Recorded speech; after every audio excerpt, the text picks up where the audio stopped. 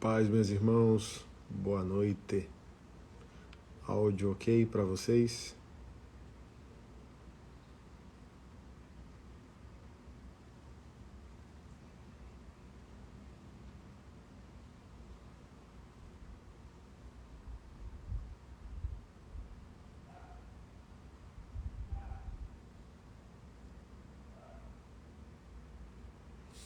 Joia, áudio ok.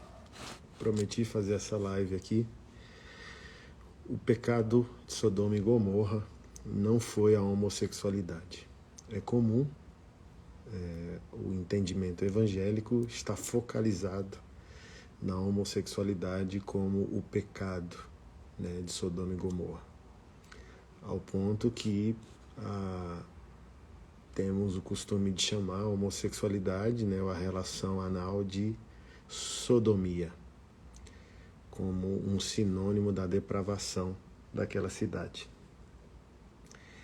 E, consequentemente, isso que eu vou falar, ensinar vocês agora, tudo tem a ver também com política, tudo tem a ver com a postura que a igreja deveria ter e, consequentemente, a negligência. Consequentemente, também as idolatrias, Há uma dor em mim muito grande de olhar para o país e não tem como ser diferente, Porque a palavra de Deus assim diz que seria: o amor de quase todos se esfriará. Quase todos é quase toda equação. 100%, quase 100%. 90%, 95%, por aí vai. Mas obviamente que a gente é o povo da cruz, o povo da esperança, o povo da transformação. E me dói muito olhar para o país e ver que o país tem esperança social no Lula. Olhar para o país e ver que o país tem esperança moral no Bolsonaro. E talvez aqui eu quero falar menos de Lula, que essa semana inteira estou desconstruindo a imagem desse ladrão, esse mentiroso, esse homem sem escrúpulo, líder do maior escândalo de corrupção que o mundo já viu. Talvez hoje eu fale mais ao coração, no seu coração, como irmão na fé. Se há pastores me ouvindo, quero falar ao seu coração.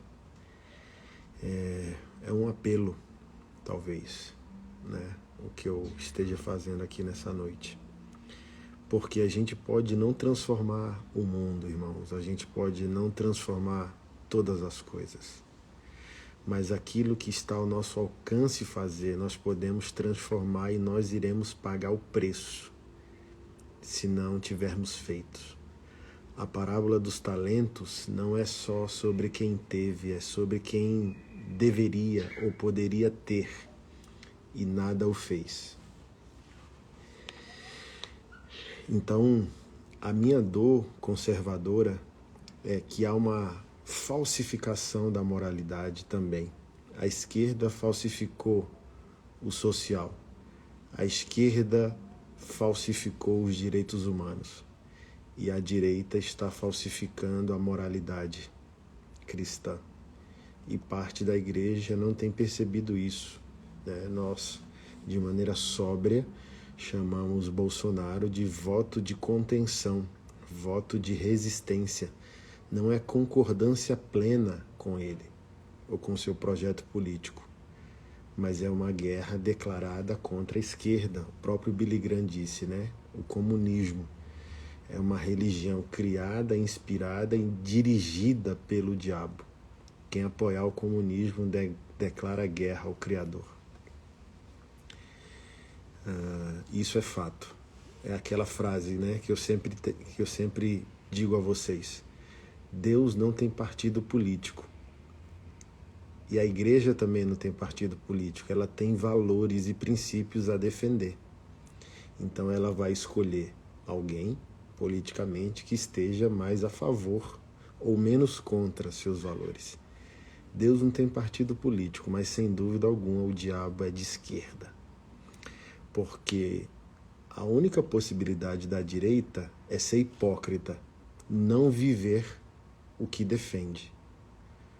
qual é o privilégio de um conservador? Ser um hipócrita, não viver o que defende. O cara de esquerda não. A esquerda, ela é revolucionária. Ela ataca todos os pilares que a fé evangélica defende. E não tem esquerdismo com isenção filosófica. É o que eu sempre digo, né? Você uma hora vai ter que se envolver com a visão da esquerda, sua visão, sua cosmovisão, sua visão filosófica. Até porque, diferente da direita, a esquerda ela é religiosa, porque é ela que está prometendo transformação, redenção, não é a direita. A direita não está prometendo nada, ela só quer manter. A esquerda ela está prometendo resolver. Por isso a esquerda sempre foi, é e será religiosa, porque ela está prometendo um paraíso. Né? A esquerda ela tem mais facilidade de se envolver com o espírito do anticristo do que a direita. Por quê? O espírito do anticristo ele se fundamenta na substituição de Jesus como a pessoa que promove a salvação. O que é o espírito do anticristo? Eu nego ao homem o seu arrependimento. Por exemplo, vamos falar de criminologia. A criminologia crítica, né? A teoria crítica é um instrumento da esquerda, né? Por meio da crítica, da reflexão filosófica, é como se ela analisasse o contexto do que ela chama de minoria, por exemplo. Na teoria, no direito, eles vão fazer a hermenêutica a partir do autor do crime. Por isso os direitos humanos é mais focado no meliante do que na vítima. Porque, por que ela roubou? Por que ela traficou? Né? E esse instrumento revolucionário da esquerda estabelece que a pessoa ela não é fruto de si mesma, da sua escolha. Ela não é fruto do pecado, porque a esquerda não crê em transcendência. Deus não é bem-vindo na equação filosófica da esquerda. Então, para a esquerda, o homem é fruto do meio. Por isso, quando a gente revolucionar a sociedade e mudar o paradigma da sociedade, a gente muda o ser humano. E o Evangelho não defende isso, porque o Evangelho defende que o homem é fruto do pecado, de sua própria depravação e escolha, né? E isso é muito grave, porque substitui o atributo de Jesus Cristo. Ele é o Salvador. E a esquerda está prometendo salvação sem que as pessoas tenham que se render a Jesus. Mas vamos lá ao meu apelo. Eu compartilhei em um vídeo que um promotor, amigo meu, promotor de justiça, ele mandou uma mensagem dizendo: olha, eu fui liderar, inspecionar as votações numa cidade do interior e, pastor, você é um dos poucos homens que eu acho que pode cooperar para solucionar isso. Nessas regiões interioranas, né, ele falou do Goiás, da Bahia, não tem, a rede social não revoluciona essas pessoas, porque são pessoas mais limitadas, né, de maneira acadêmica, não se formaram, são mais idosas. A esquerda domina. Aí ele falou, se alguém está preocupado que os valores conservadores cheguem a esses vilarejos e lugares, é o social, é a igreja. Padres e pastores deveriam liderar isso. Então, pessoal, quando eu falo que somos responsáveis pelo levante da esquerda novamente no país, é culpa social nossa. Porque o que eu venho falando, desde 2018, a igreja e os pastores e os líderes cristãos precisam aproveitar a paz moral. Um governo conservador não atrapalha a igreja. A igreja vai ter uma paz moral. Ela tem que aproveitar essa paz moral para ir além da pauta moral e abraçar a pauta social. E a igreja não abraçou a pauta social. Então, esse levante da esquerda, a gente está, alguns, né? Ah, é fraude, fraude, fraude nas urnas. Talvez não seja. Por incrível que pareça. Talvez seja uma dor social, porque, por exemplo, quem está sofrendo e passando fome não quer saber desse negócio de teoria queer, né? O que nós chamamos pejorativamente de ideologia de gênero. Não quer saber. Você chega numa cidade do interior da Bahia e o pessoal vai querer saber que a agenda gay está destruindo a moralidade do país e a infância? Não. A pessoa vai reagir ao quê? À cesta básica. Então a esquerda falsifica os direitos humanos, ela maqueia a sua filosofia maligna, colocando o Lula como esse pai social. Então a gente se omitiu muito. Talvez saia muito caro essa conta da omissão da igreja. Essa omissão social que deu à direita esse poder de voltar com tanta força. Porque eles estão apelando a isso, né? Olha, no governo do Lula o pobre tomava uma cervejinha e comia picanha. Então, meus amigos, pastores, meus irmãos na fé, sabe qual é o nosso problema maior? Não estamos ofendidos, não estamos indignados com as outras pautas como nós estamos com a pauta moral. Eu declaro guerra à pauta moral da esquerda. Os danos dessa agenda, sabe, chegaram perto de nós, chegaram perto da nossa família, da nossa igreja. Eu sei o quão maligno é essa agenda moral, amoral, né, da esquerda. Mas as outras pautas não nos indignam, não nos ofendem tanto. Olha um gay, ofende a igreja. Olha um pobre, não ofende a igreja. Olha a fome, não ofende a igreja.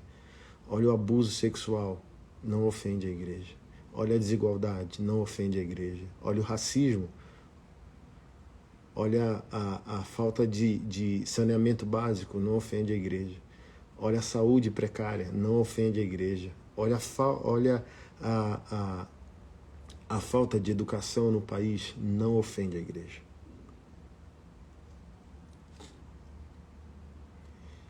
E a juventude, irmão, vamos lá, você vai concordar comigo. Olha para mim, eu sou um cara todo tatuado, irmão, minha alma é revolucionária. Um grande pensador disse o seguinte: quem não é de esquerda aos 20 anos não tem coração. Éramos, quem não é na juventude, inconformado? O jovem, ele reage pelo instinto, pelo tesão, pela paixão, pelas injustiças. O jovem não sabe nem o porquê reclama da vida. Mas esse mesmo pensador diz o seguinte: quem não for conservador aos 40 não tem cabeça. Então, depois que vem o casamento, os filhos, a gente não pensa mais pela paixão, pelos instintos, pelas revoluções, a gente pensa de maneira estrutural. Jovens tomam decisões indignados porque não possuem preocupação de médio e longo prazo. Somente quando a gente amadurece que a gente percebe, por exemplo, essa pauta nociva sexual da esquerda. A gente não está pensando agora, quem entendeu ela. A gente está pensando o quê? 20 anos, 30 anos. A gente está pensando dos nossos netos, não tem nada a ver com a gente. Porque a gente não pensa mais de maneira instintiva, a gente pensa agora de maneira fundamental. Então, o jovem está olhando para a igreja e não vê nela mais verdade. Então eu falei isso aqui, né, numa postagem essa semana.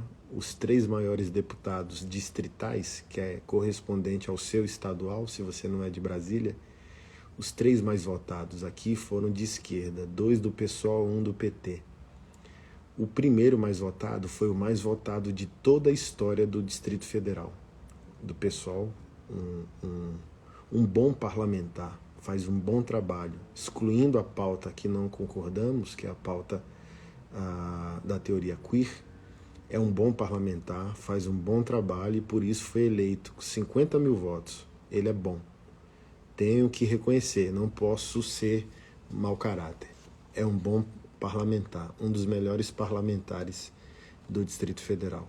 50 e poucos mil votos, o mais votado. Imagina, quem elegeu ele? Não foi a sua avó, nem a minha avó. Quem elegeu ele? Os jovens. Os jovens querem justiça, igualdade, equidade. Os jovens querem ver uma igreja socialmente forte, compassiva, identificada com quem sofre.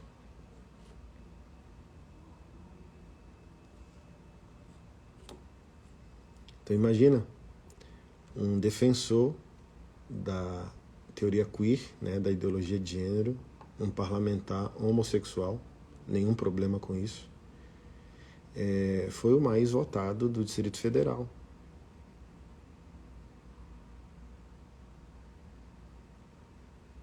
E quem eram os mais votados no passado? Delegados, pastores, a juventude acordou. Essa que é a questão. E a igreja ainda não. Dito tudo isso, o pecado de Sodoma e Gomorra, meus irmãos, não foi a homossexualidade. Você só desvia a integridade moral quando você desvia o altar do coração e o amor ao próximo. Quando você desvia o amor a Deus e quando você desvia o amor ao próximo. Então, entenda, eu vou ler Ezequiel. É Antigo Testamento, mas é Bíblia, é Evangelho, é Boa Nova de Deus, é o apontamento para a graça que há em Jesus. Entenda Jerusalém como a igreja, porque a igreja, no Novo Testamento, ela também é a grande Babilônia, a comerciante do sagrado, que vai ser derrubada pelo Messias, de acordo com João em Apocalipse. Principalmente quando essa igreja se vende ao dinheiro e se vende ao poder político, tá? Então, quando eu ler aqui Jerusalém, Judá, Israel, Samaria, entenda como igreja no Novo Testamento. E chore, chore comigo. Meu coração sangra. Meu coração sangra. Acabou as eleições para mim aqui, né? Não perdi as eleições, tive 9.067 votos. Na última eleição, em 2018, votações com 7.000 elegeram deputados.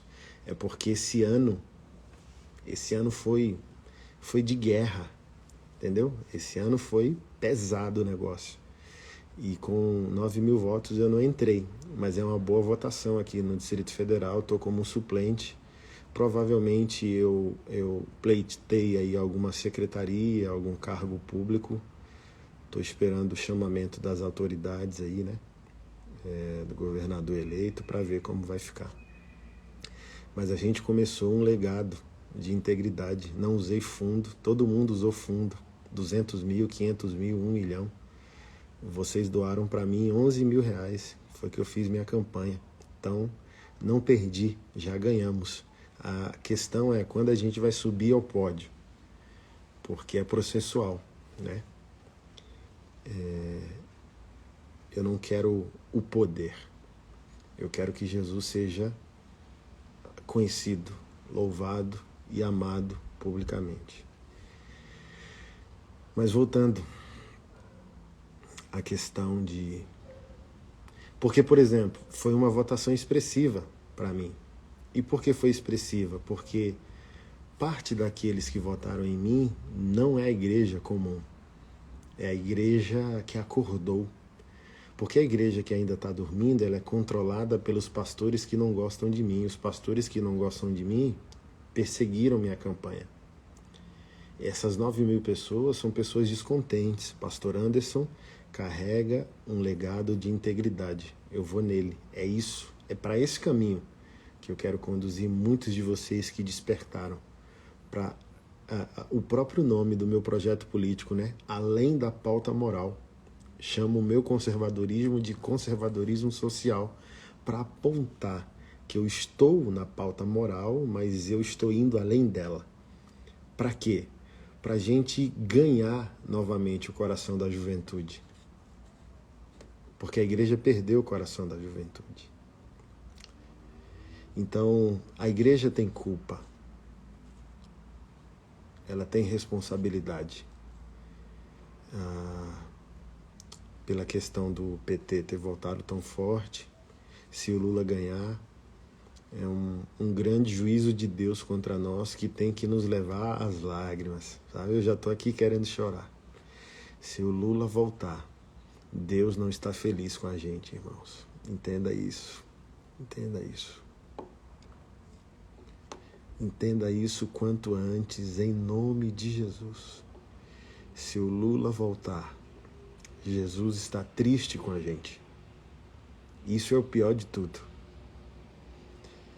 Se o Bolsonaro for reeleito, Deus está nos dando uma nova chance, sabe? Deus está nos dando uma nova oportunidade. E aquilo que está acontecendo com as nações, Deus não quer que aconteça com o Brasil. Olha, eu vou preservar o Brasil moralmente. Queira Deus. Eu oro para que esteja nos decretos soberanos do Senhor, que Ele queira proteger moralmente a nossa nação. Porque eu não queria, irmão, a China...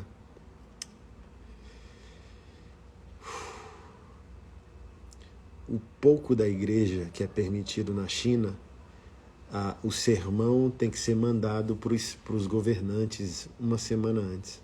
O pastor prepara a palavra e tem que mandar a palavra para o Estado. Aí a autoridade pública vai olhar e, se entender que tem alguma coisa que fere o comunismo, eles proíbem o pastor de pregar aquela palavra.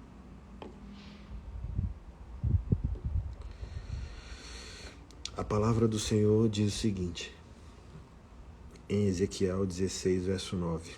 Então eu a lavei com água, a limpei o sangue que a cobria e a ungi com óleo. Também a vesti com roupas bordadas e lhe dei sandálias feitas com couro da melhor qualidade. Eu a cingi de linho fino e a cobri de seda.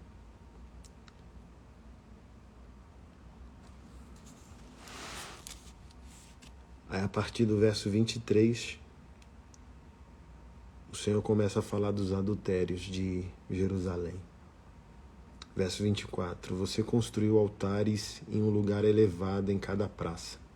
Na entrada de todos os caminhos você construiu um lugar elevado. Profanou a sua beleza. Se ofereceu a todos os que passavam e multiplicou as suas prostituições. Você também se prostituiu com os filhos do Egito, seus vizinhos, de membros avantajados. Em outras versões chama de membros de jumento, está na Bíblia isso. E multiplicou a sua prostituição para me provocar a ira. Verso 33. Todas as prostitutas recebem pagamento, mas você dá de graça para os seus amantes. Está na Bíblia isso.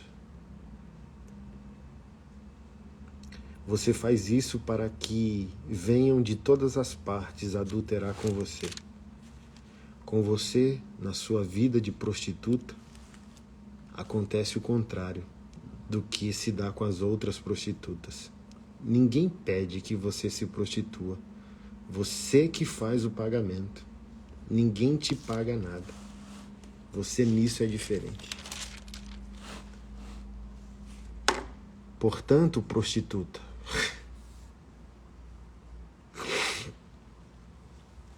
ô igreja, como isso aqui é doloroso. O Senhor Deus, chamando o seu povo de prostituta, chamando Israel de prostituta, chamando a igreja de prostituta. Portanto, prostituta, ouça a palavra do Senhor. Assim diz o Senhor Deus. Por você ter derramado o seu dinheiro e deixado à mostra a sua nudez nas suas prostituições com os seus amantes, por causa também de todos os seus ídolos abomináveis e do sangue dos seus filhos que você ofereceu a esses ídolos, eis que reunirei todos os amantes que você quis agradar. Olha isso aqui, irmãos. Os filhos que você ofereceu aos seus ídolos. Quando a igreja se perde, ela entrega seu legado. Quando a igreja se perde, ela entrega os filhos. Por isso a igreja perdeu a juventude. A igreja hoje ela só está mais com os adultos e os velhos. Ela perdeu o coração dos filhos, porque ela se perdeu com seus amantes em seus adultérios. Os pastores se perderam nas suas grandes conferências, suas grandes ofertas, seus grandes egos.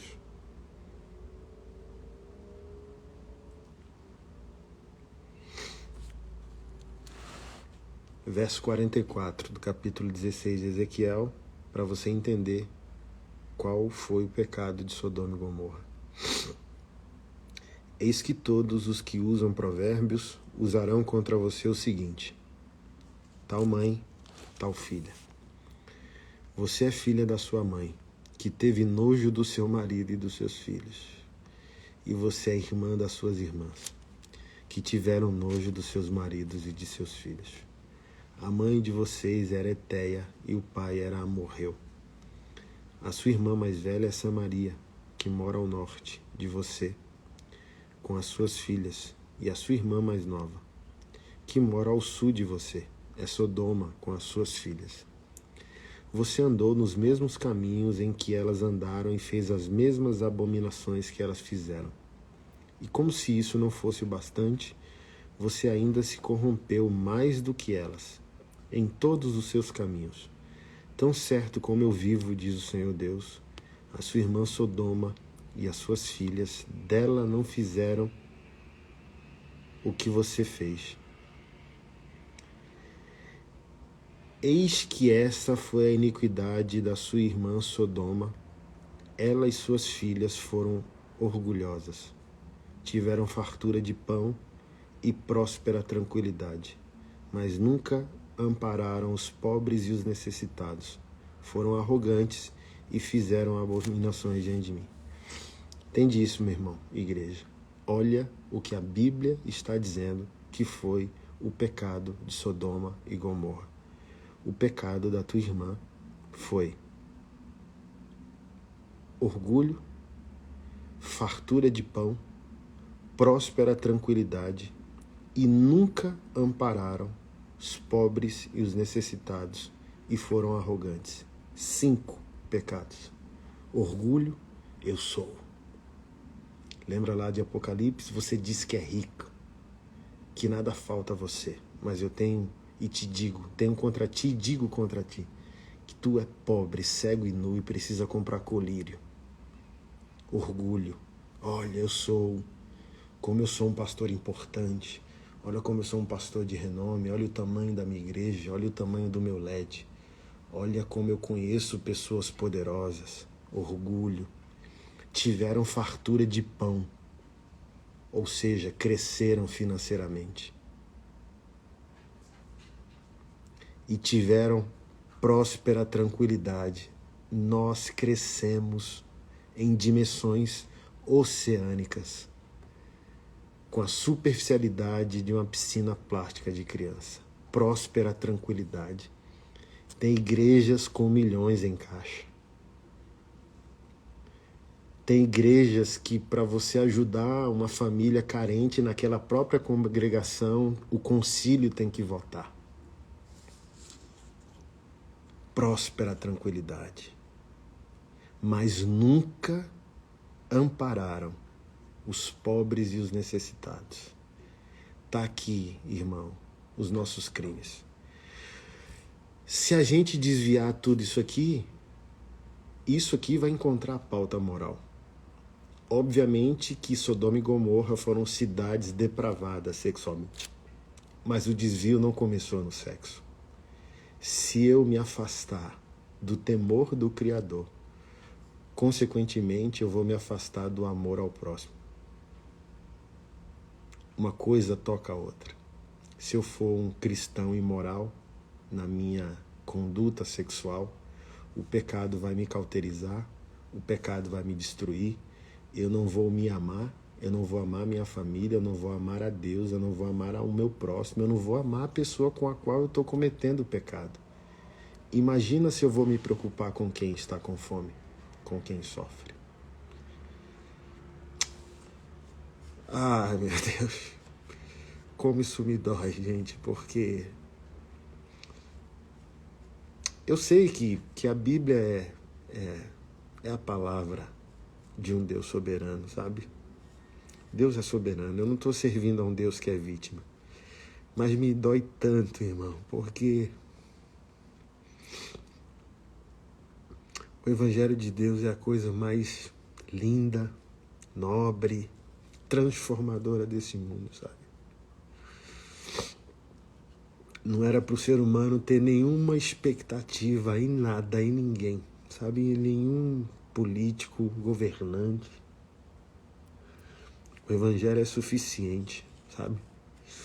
Temos a força mais extraordinária do mundo, né? Bill Hybels disse: a igreja local é a esperança do mundo. A coisa mais extraordinária da nossa cidade não deveria ser um político, deveria ser um pastor, sabe? A coisa mais importante de uma cidade não deveria ser o parlamento, não deveria ser sua Câmara de vereadores ou de deputados, deveria ser a igreja.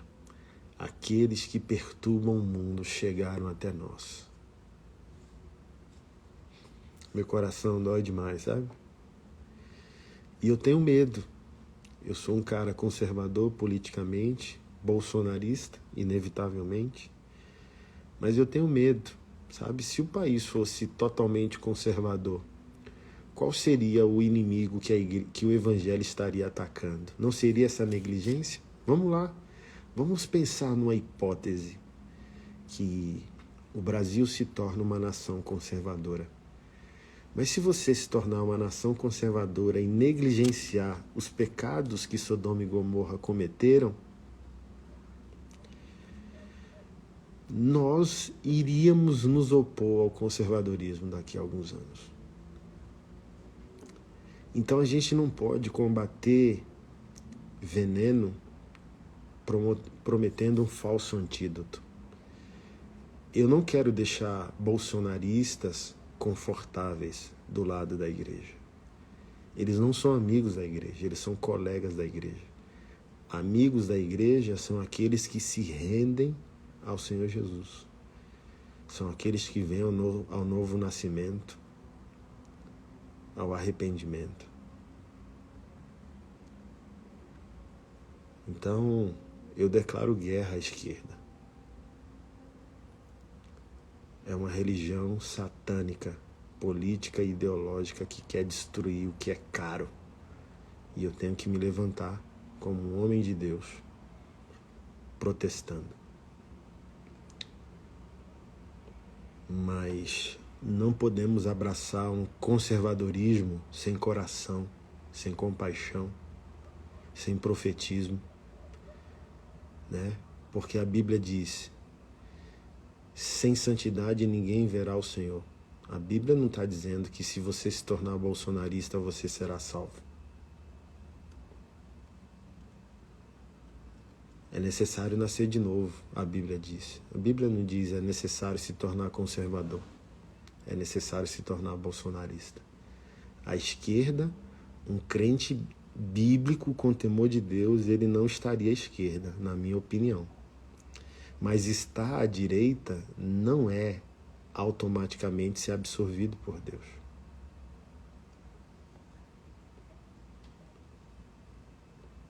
Beije o filho, lembra lá do Salmos 2? Beije o filho para que o pai não se irrite. Beije o filho. Por mais que eu esteja em guerra com a esquerda, eu não baixei a guarda para a direita. Amanhã cedo tem uma reunião, né?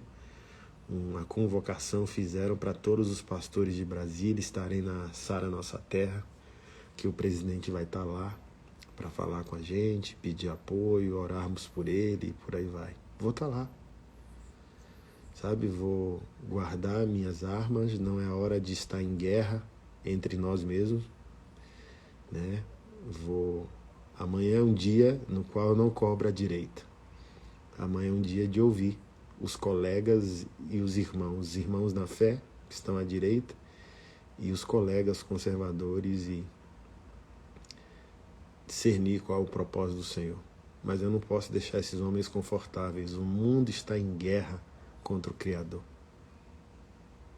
O mundo está em guerra contra o Messias de Deus. E eu sou um guardião da casa do meu Senhor. Eu sou o jumento que leva o rei, eu sou o cachorro vira-lata que late quando o seu dono é atacado. Creio que foi Calvino que disse isso. Eu sou esse cachorro vira-lata e não vou deixar que ofendam a glória do meu Deus, publicamente falando. Nem aqueles que estão à direita, nem aqueles que estão à esquerda.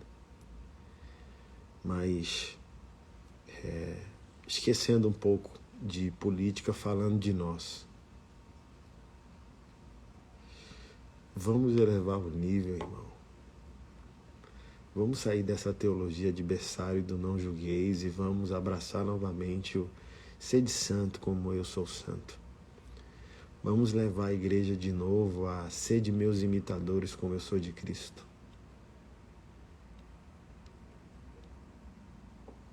Vamos nos comprometer a sermos os melhores homens e mulheres da nossa cidade, da nossa igreja, do nosso bairro, não pela vaidade de ser o melhor, mas pela gratidão de que Jesus merece. Por que a gente está dando só o nosso pior para Jesus, gente? Jesus não merece o nosso melhor? A gente dá o divórcio, nunca deu o namoro.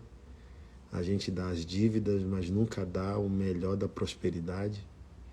A gente dá a enfermidade, mas não dá os melhores dias de alegria. Jesus merece. Jesus é digno de uma igreja fiel. Gente, isso aqui foi muito doloroso para mim, sabe? Verso 35, Deus falando com o seu povo, o povo que ele quer salvar. Portanto, prostituta, ouça a palavra do Senhor. Meu Deus. Eu não sei você, eu não quero ser chamado de prostituta. Eu quero ser chamado de servo fiel. Sabe? O alvo maior da minha vida é dar um suspiro desse e desmontar num abraço de Jesus, sabe? É um dia, quer ele volte, quer eu morra, eu consegui ouvir a voz do meu Salvador dizendo: acabou, filho, acabou, a guerra acabou. Esse é o sentido, né, da boa nova. O mensageiro veio com a notícia que a guerra acabou. Ei, acabou. A guerra acabou, meu filho. Seja bem-vindo ao lar. Jesus é digno do nosso melhor. É uma vergonha para nós, nosso povo, ter uma expectativa política além da dose, sabe? E por que, pastor Anderson, que você está tão empenhado nisso? Gente, porque é uma guerra. Vocês não entenderam que é uma guerra? Mas eu não tenho fé em políticos. Eu estou numa guerra pelos nossos valores. Sabe? Não estou dizendo que Bolsonaro é o salvador do mundo. Eu estou dizendo que ele é um band-aid segurando uma represa, sabe? Tem uma represa que pode romper em cima dos nossos valores. E Bolsonaro é tipo um pedreiro querendo, sei lá, fechar a fenda ali. Mas ele não vai salvar nada, nem ninguém. O próprio João Calvino, nas Institutas, diz: quer Deus ame ou julgue o povo, ele faz isso também por meio dos governantes. Mas isso não anula as nossas responsabilidades. Se Deus tiver um decreto soberano que o Lula vai voltar ao poder, acabou, o Lula vai voltar ao poder. Mas isso não omite a gente do protesto contra o Lula e a favor do conservadorismo. Deixe Deus cumprir seus decretos, mas cabe à igreja viver aquilo que é da sua natureza, congregacional e missional. Mas eu encerro dizendo isso, gente. A gente focou só na congregação e na defesa conservadora dos nossos valores. E a gente esqueceu o missional. A gente esqueceu o ID, a gente esqueceu gente com fome, gente que sofre. Está lá em Mateus capítulo 25, Jesus dizendo que foi cuidado e negligenciado quando estava faminto, nu, preso. Teve pessoas que fizeram e pessoas que não fizeram. E ele separou ovelhas de bode por meio da prática pública dessa justiça. Vocês cuidaram de mim, vocês me negligenciaram. Quando foi que a gente fez? Então, igreja, o bem e o mal pode fazer parte da nossa rotina e a gente nem perceber. A gente pode ficar tão negligente e pecar por negligência que a gente nem percebe. E a gente pode entrar na agenda de Deus, na prática pública do Evangelho, né? Na missionalidade, que a gente nem percebe que a gente está fazendo bem. O país precisa de nós. Pastores, por favor, pega o dízimo dos dízimos. Quanto sua igreja arrecada por mês? 10 mil, 100 mil, 1 milhão? Pega o dízimo do dízimo no mês e começa a investir, cara, no missional, no social. Pega a juventude periférica que tem na sua igreja, ajuda a pagar a faculdade desse povo.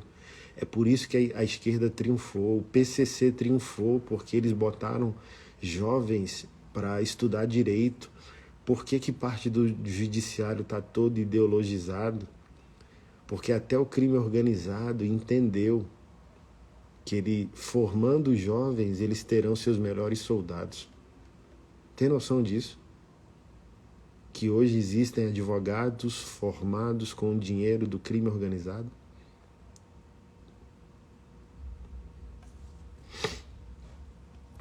E a igreja tá, cara, vamos orar. Os pastores com caixa milionário. Vamos orar. E na minha opinião, perdemos a melhor oportunidade que tínhamos, socialmente falando, até agora. Que foi a pandemia de Covid-19. Se a gente pegasse os 10 pastores que estão mais próximos do presidente, ou os 10 maiores pastores do país em influência, que impacto causaríamos durante a pandemia? Nossa igreja, que é pequena, eu tenho um nome nas redes sociais, mas a nossa igreja não é mega igreja, é uma igreja comum, média, a pequena. Nós distribuímos 300 mil reais em alimento durante a pandemia. Imagina o que poderia ser feito com as grandes igrejas ou com a unidade pastoral. E sabe por que eu tenho medo? Que talvez seja a vontade de Deus que Lula volte? Porque a igreja funciona melhor na perseguição. Senhor, tenha misericórdia de nós. Não deixe isso acontecer no Brasil. Deixa a gente acordar sem perseguição. Mas a história prova que a igreja funciona melhor quando é perseguida.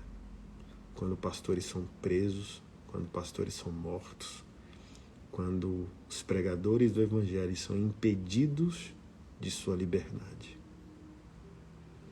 Misericórdia, Senhor. Que essa não seja a sua vontade para nós. Que a gente acorde na prosperidade. C.S. Lewis disse, né? Deus quer falar conosco na prosperidade e na saúde. Mas porque somos surdos ao ouvir a voz do Senhor, ele aumenta o ribombar do sofrimento. Aí ele conclui, sofrimento é o megafone de Deus para um mundo ensurdecido. Mas Deus quer falar com a gente na riqueza, na prosperidade, na saúde. Mas porque a gente não quer ouvir, ele libera o sofrimento. Que não seja, Senhor, a tua vontade. Tem misericórdia de nós. Tem compaixão de nós, Senhor. E começa, Pai, um movimento de arrependimento. Em nome de Jesus, Senhor. Preserva a tua igreja nacional. Preserva o nosso país. Preserva o destino moral dos nossos filhos. E nos desperte, Pai. Desperte os pastores de tua casa. Que a prosperidade pare de nos embriagar, que o sexo pare de nos embriagar, que o poder pare de nos embriagar. Que o Brasil conheça pastores crucificados, pastores servos, pastores sacrificiais, pastores que não querem a foto do poder, pastores que não querem ser notados, que não querem mandar em nada, pastores que só querem servir. Esses homens existem, Senhor. Esses homens estão aí. Levante, exponha publicamente esses homens, Pai. Em nome de Jesus nós oramos. Amém.